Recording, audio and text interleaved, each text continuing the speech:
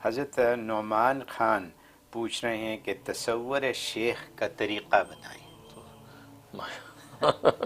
माशाल्लाह, नुमान खान आप ये तसव्वुर शेख का तरीका पूछ रहे हैं। तो तसव्वुर शेख का मतलब ये है कि असल में ये इंसान जो है जैसे शेख के सामने बैठता है, जब शेख के सामने बैठता है तो ज़ाहिर कोई ऐसी हरकत नहीं करता कोई जो खिलाफ अदब हो, खिलाफ शरीयत हो, खिलाफ सुन्नत हो। कितना बिल्कुल तनब्बो के मुतनब्बे होकर बैठता है कि भाई शेख मेरे सामने भाई हैं, इसलिए नमाज में कोताही नहीं करेगा, ज़िक्र अज़कार में कोताही नहीं करेगा।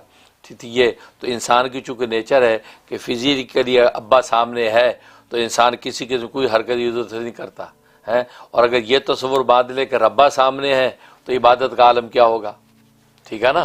तो इसलिए ये एक तस्वुर इसी इस्लाह के लिए और क़ुव्वत अमल के लिए किया जाता है।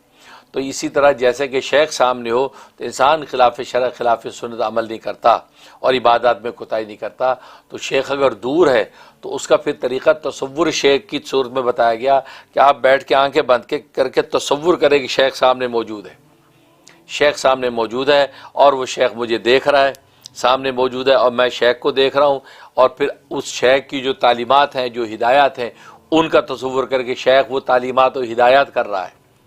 अब इधर बैठने वाले की अगर नमाज में कोताही होगी तो वो सोचेगा यार शेख मुझे दावत दे रहा है और तंबीह कर रहा है नमाज की, रोज़े की, नेक अमाल की, तो नतीजा क्या होगा, उसके अंदर ख़ास किस्म का जज्बा जो है वो उभरेगा और वो उठ के अपनी इबादत के अंदर लगेगा, अपने अज़कार के अंदर कोताही नहीं करेगा।